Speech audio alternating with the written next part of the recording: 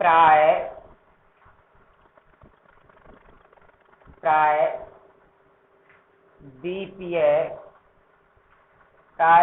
नदियां कल बताई थी ना। पर्वतीय नदियां पर्वतों से निकल कर आती हैं, हिमालय पर्वतीय क्षेत्र, और प्रायद्वीप नदियां।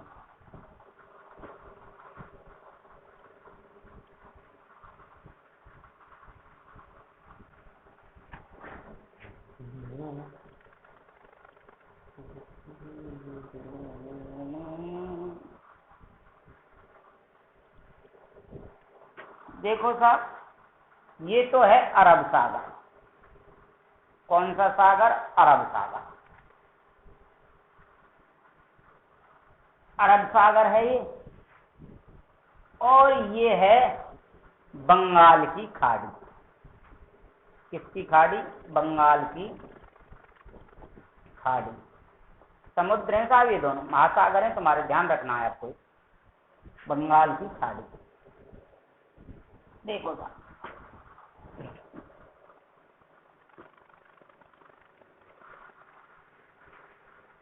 ये प्रायद्वीपीय भारत में, प्रायद्वीपीय भारत में ये प्रायद्वीपीय भारत में, प्रायद्वीपीय भारत में जल विभाजक का कार्य करती है। जल विभाजक का कार्य करती हैं। ठीक है सर। अब आपको ये थोड़ी सी बात हमको बताएंगे। इनका जो जल विभाजक का जो निर्माण होता है वो होता है पश्चिमी घाट पर। कहाँ होता है? पश्चिमी घाट पर। पश्चिमी घाट। पश्चिमी घाट बताओ, इधर की तरफ रहेगा या इधर की तरफ रहेगा? इधर की तरफ ही तो रहेगा। ठीक है, इधर की तरफ। जो पश्चिम तट के निकट उत्तर से दक्षिण की ओर स्थित है, जो उत्तर से दक्षिण की ओर, ये उत्तर दिशा है और ये दक्षिण दिशा है। तो और पश्चिम की तरफ तो इधर कोई तो रहेगा ही।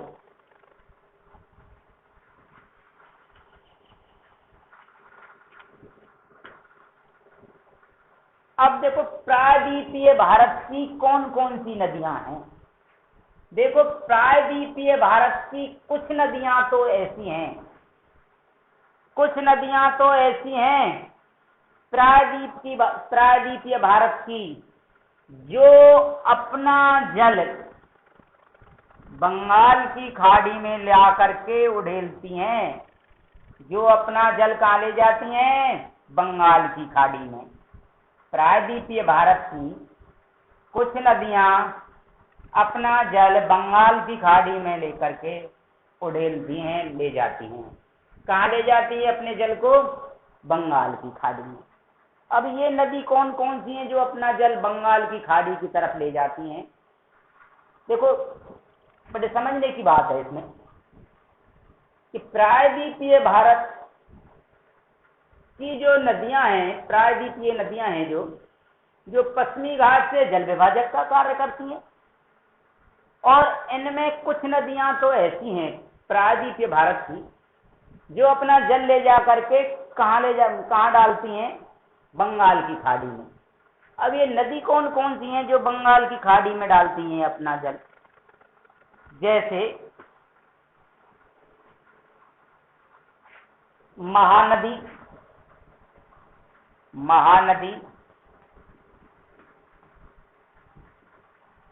गोदावरी, महानदी, गोदावरी। कहाँ ले जाती है गोदावरी अपने जल को? बंगाल की खाड़ी में। कृष्णा और कावेरी आदि हैं सारी। देखो, महानदी, गोदावरी, कृष्णा, कावेरी, ये प्रायद्वीप की नदियां अपने जल को कहाँ ले जा करके उड़ेल देती हैं? बंगाल की खाड़ी में। देखो, मैंने अभी आपको बताई थी, पश्चिम दिशा है, ये पूर्व दिशा है। तो ये बहती कौन सी दिशा की तरफ है? पूर्व दिशा की तरफ। पूर्व दिशा की तरफ। किसको, किधर को बहती है? पूर्व दिशा की तरफ। कौन कौन सी नदियां हैं साहब? महानदी, गोदावरी, कृष्णा और कावेरी अपना जल ले जाकर के कहाँ उड़ेलती हैं? बंगाल की खाड़ी में। समझ में आ गया यहां तक? आप कहें तो मिटा दूं मैं। देखो ये नदियां, एक बात और, अपने मुहाने पर डेल्टा का निर्माण करती। भैया ये डेल्टा क्या है? डेल्टा देखो, देखो बंगाल की खाड़ी, ये तटरेखा है, तुम्हारा समुद्र है। तो ये जब इसमें जब पानी उड़ेलती हैं तो धीरे धीरे धीरे धीरे धीरे धीरे धीरे धीरे धीरे धीरे और ये डेल्टा सा यहां तक बन जाता है, यहां तक बन जाता है। ये डेल्टा कहलाता है। मिट्टी गा गा करके जमा हो जाती है। क्या क्या बन जाता है? ये डेल्टा। कोई दिक्कत है? अच्छा साहब, अब पश्चिम, यहां तक मिटा दो इसको।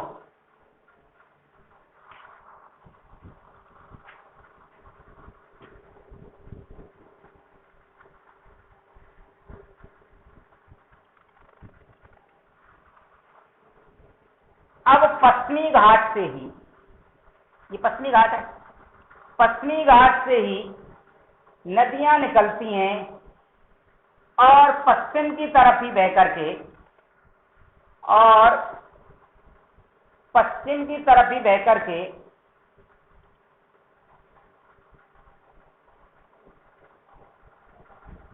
पश्चिम की तरफ ही बह करके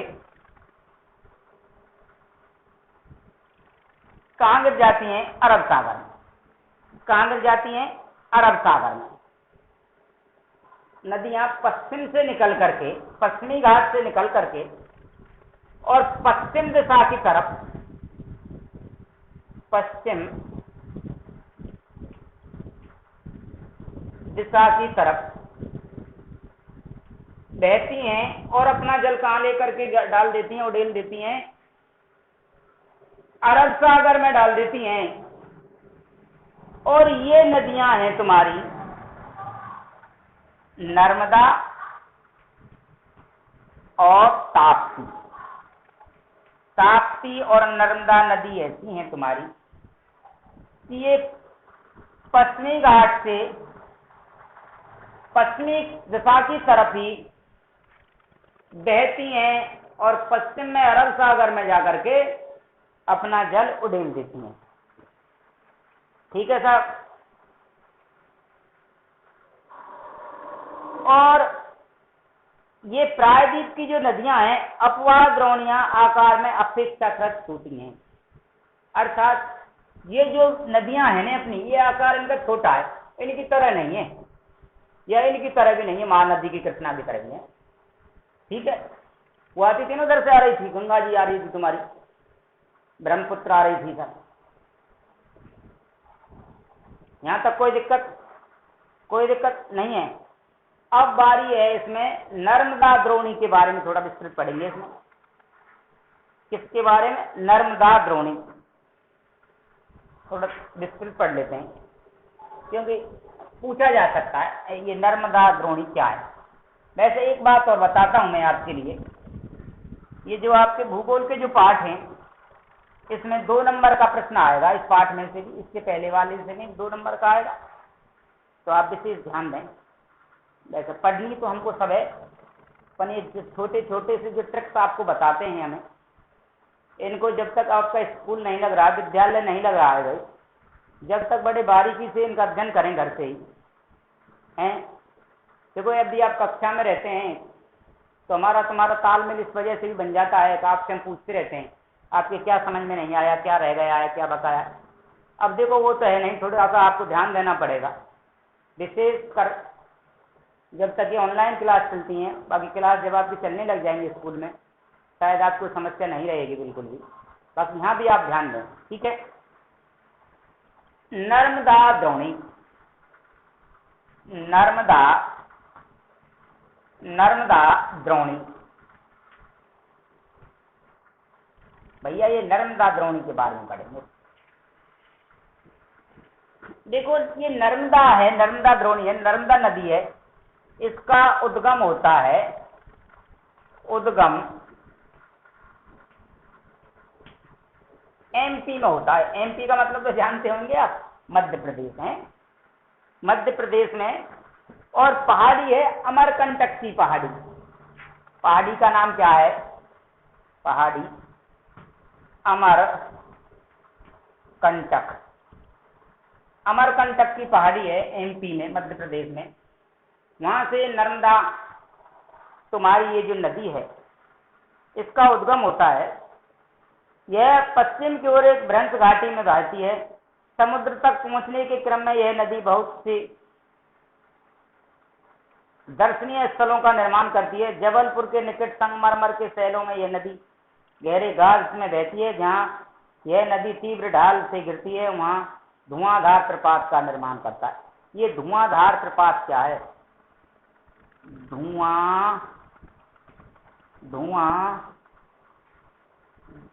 धुआंधार प्रपात।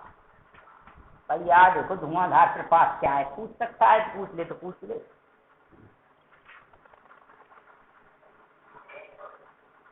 जब नर्मदा नदी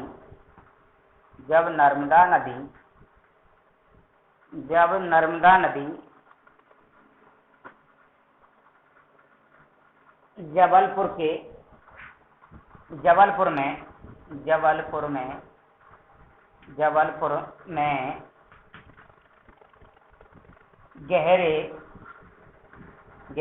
गहरे गार्स, जबलपुर में गहरे गार्ज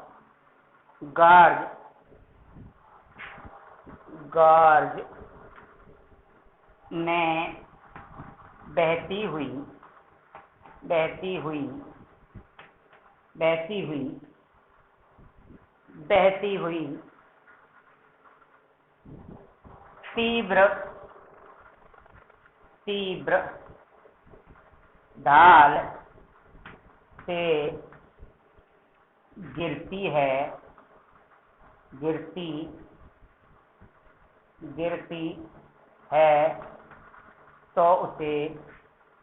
तो उसे क्या कहते हैं?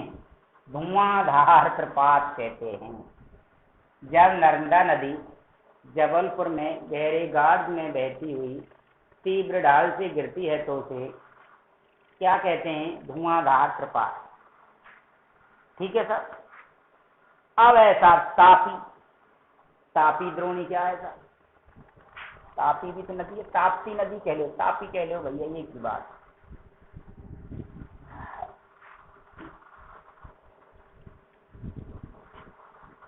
अब भैया नंबर आ गया तापी नदी, ताप्ती या तापी नदी एक ही बात है वैसे तो। फिर तापी का उद्गम एमपी के बतुले जिले में सतपुड़ा की श्रृंखलाओं में। देखो सर उद्गम इसका भी एमपी में हो रहा है सब। और सतपुड़ा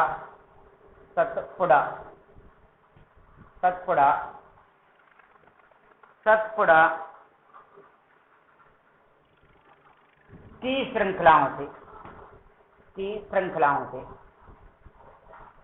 से इसका उद्गम होता है। और इसकी लंबाई बहुत कम है। इसकी द्रोणी मध्य प्रदेश, गुजरात तथा महाराष्ट्र राज्य में है। अरब सागर तथा पश्चिम घाट के बीच का तटीय मैदान बहुत अधिक संकीर्ण है, इसलिए तटीय नदियों की लंबाई बहुत कम है। पश्चिम की ओर बहने वाली मुख्य नदियां साबरमती, माही, और देखो पश्चिम की ओर बहने वाली नदी साबरमती भी है, माही भी है। इनको राजस्थान की नदियों में आएंगे जब बताएंगे आपको। भारत, पंजाब, पेरियार है उन राज्यों के नाम। अब है गोदावरी द्रोणी। अब गोदावरी नदी के बारे में चलेंगे भाई। ये कहां से निकलती है गोदावरी? ये गोदावरी नदी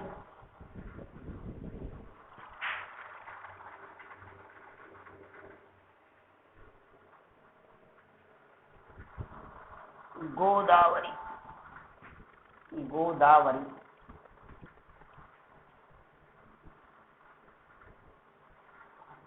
गोदावरी। ये गोदावरी द्रोणी क्या है सर? यह सबसे बड़ी प्रायद्वीप की नदी है। गोदावरी सबसे बड़ी, सबसे बड़ी प्रायद्वीप की नदी। किसकी? प्रायद्वीप की नदी है, नदी है। कौन सी नदी है? गोदावरी। कैसी नदी है?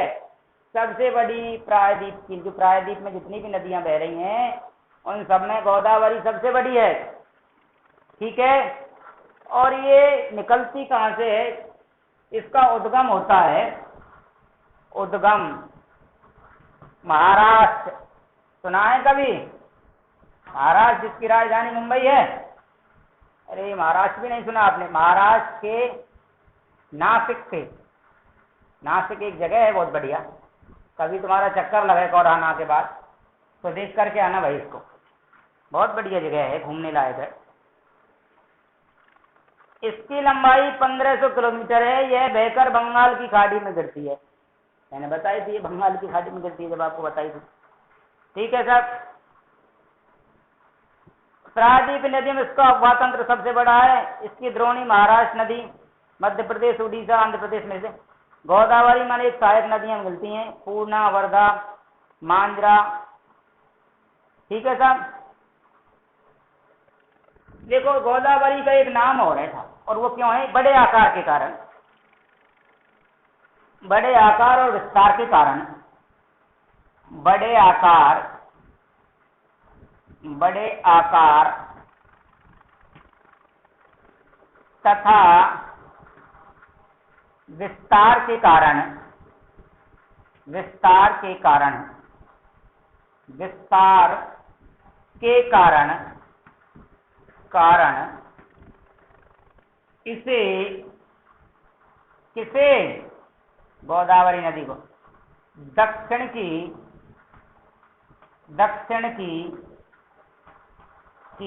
दक्षिण की गंगा कहा जाता है। गंगा कहा जाता है। बड़े आकार तथा विस्तार के कारण से दक्षिण की गंगा कहा जाता है। किसे कहा जाता है भाई? ये बताओ हमको। गोदावरी नदी को। ठीक है। क्यों कहा जाता है? इसका बड़ा आकार है, प्रायद्वीप की नदी है ये, और विस्तार भी बहुत क्षेत्र बड़ा है। तो जैसे हमारे भारत देश में गंगा नदी है ना, बहुत बड़ी है, ऐसे ही दक्षिण भारत में इसका आकार बहुत बड़ा है, सब नदियों से बड़ी है, तो दक्षिण में इसको दक्षिण की गंगा कहते हैं। देखो BSTC करेंगे आप 12वीं करने के बाद, पुलिस का टेस्ट देंगे 10वीं करने, 12वीं करने के बाद टेस्ट वगैरह देते रहते हैं ना। कभी रेलवे का दे रहे हैं, कभी पुलिस का दे रहे हैं, कभी क्लर्क का दे रहे हैं, कभी कुछ और दे रहे हैं, ग्राम सेवक का। तो ये प्रश्न छोटे छोटे प्रश्न हैं, इनको बड़े बारीकी से समझें आप। ये वहाँ भी आपकी बड़ी मदद करेंगे कंपटीशन में भी। प्रश्न आ भी सकता है, जैसे कभी कंपटीशन में दक्षिण की गंगा किसे कहते हैं, दक्षिणी भारत की गंगा किसे कहते हैं, तो गोदावरी नदी को। समझ में आ गई बात? छोटी छोटी ट्रिक्स हैं, ये बिल्कुल ध्यान रखनी है आपको। और ये भूगोल का विशेषकर ध्यान तो सभी रखने हैं, पर भूगोल में विशेषकर ये आपकी बहुत मदद करेंगे। ये कई चैप्टर ऐसे हैं जो कंपटीशन के मतलब के हैं। प्रमुख नदियां हैं, झीलें हैं, वनस्पतियां हैं, कृषि है। ये भैया तुम्हारी बहुत मदद करते हैं कंपटीशन में, विशेष ध्यान रखना आपको। अब है भैया महानदी, महानदी, महानदी, द्रोणी, द्रोणी और लिख दो भैया। देखो अभी अभी हमने मध्य प्रदेश पढ़ा था ना, MP, और MP में से ही अलग हुआ है छत्तीसगढ़। क्या हुआ है? छत्तीसगढ़। MP से अलग क्या हुआ है? छत्तीसगढ़। राजधानी क्या है? रायपुर। तो इसका उद्गम कहाँ से है? इसका उद्गम कहाँ से है? छत्तीसगढ़। कहाँ से है? छत्तीसगढ़। और ये छत्तीसगढ़ में भी जो निकलती है तो उच्च भूमि से निकलती है साहब, उच्च भूमि, पर्वत से नहीं निकल करके, कोई पहाड़ से नहीं निकल करके, उच्च भूमि से निकलती है नदी। ठीक है सर। और उड़ीसा में बहते हुए अपना जल कहाँ डाल देती है? बंगाल की खाड़ी में। बंगाल की खाड़ी में, बंगाल की खाड़ी में अपना जल उड़ेल देती है ले जाकर। ठीक है सर।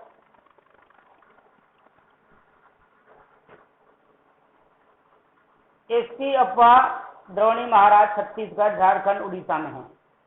अब है भैया कृष्णा द्रोणी।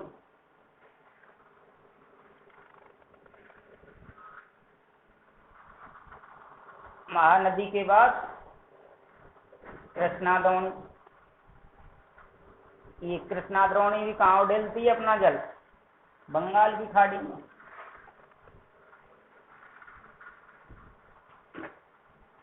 कृष्णा द्रोणी, कृष्णा द्रोणी।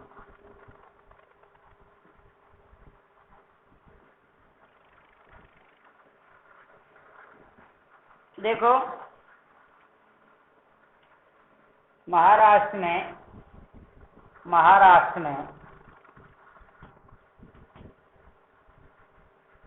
पश्चिमी घाट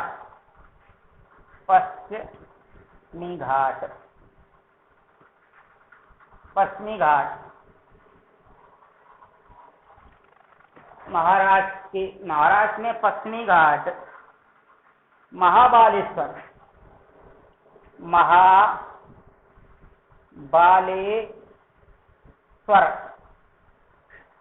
महाबालेश्वर नामक स्थान से इसका उद्गम होता है।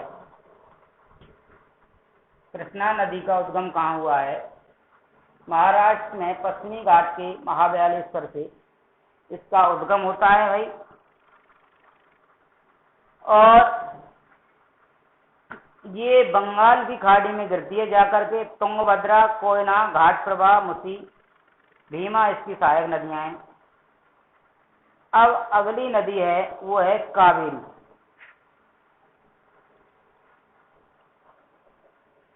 कावेरी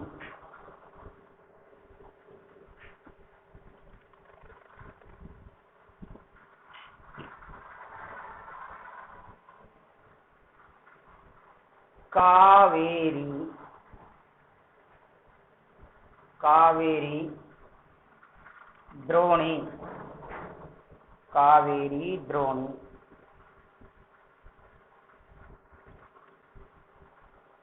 कावेरी द्रोणी।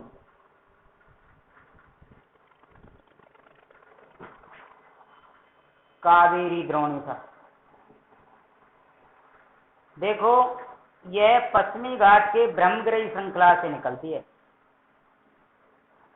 तथा तमिलनाडु में कुडलूर के दक्षिण में बंगाल की खाड़ी में मिल जाती है। और इसकी प्रमुख नदियां हैं अमरावती, भवानी, हेमावती, कायावनी। इसकी द्रोणी तमिलनाडु, केरल तथा कर्नाटक में स्थित है। इन बड़ी नदियों के अतिरिक्त कुछ छोटी नदियां हैं जो पूर्व की तरफ बहती हैं। दामोदर, ब्रह्मणी, वैतरणी, सुवर्णरेखा तथा कुछ महत्वपूर्ण उदाहरण अपने एटलस में देखें। देखो साहब ये आपको नदी बताई है। अब भैया आपको करना क्या है? पहले ये तो आपको मुख्य नदियां आपके इसमें जो सिलेबस में थी, चैप्टर में थी, इनको आपने देख लिया। मैंने आपको बताई थी ना, मानचित्र होना चाहिए आपको, एटलस या मानचित्र जो भी है आपके पास में। आगे यदि और आप अध्ययन करना चाहें तो उसमें से अध्ययन कर सकते हैं। और ये जरूर आपको ध्यान रखना है कौन सी नदियां तो बंगाल की खाड़ी में गिरती हैं और कौन सी नदियां अरब सागर में गिरती हैं जाकर के। ठीक है साहब। यहाँ तक आपकी कोई समस्या नहीं आएगी यदि आप थोड़ा सा भी अध्ययन करेंगे तो घर से। क्लास के बारे में फिर बता रहे हैं आपको, जिन भैया बहनों ने क्लास लेना शुरू नहीं किया है वो क्लास लेना शुरू कर दें भाई। आपकी पढ़ाई बहुत कीमती है, कीमती पढ़ाई चल रही है।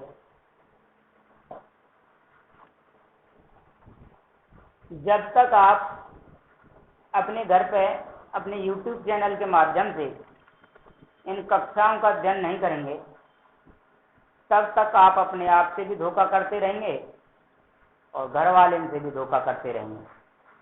तो मेहरबानी करके इनका अध्ययन जरूर करें, जैसे भी आपको अपने अड़ोसी पड़ोसी की मदद लेनी पड़े, चाहे अपने दोस्त की लेनी पड़े।